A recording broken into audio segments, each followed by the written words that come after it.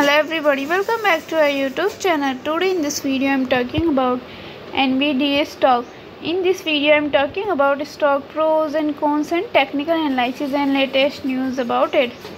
Stock is trading at $443.09 with 2.66% negative in a day. We can easily see stock was volatile for a day.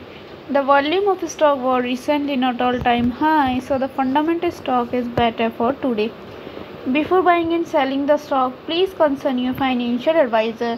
Today's video is done. Thanks for watching. Please subscribe my YouTube channel and like the video, and also comment all related queries.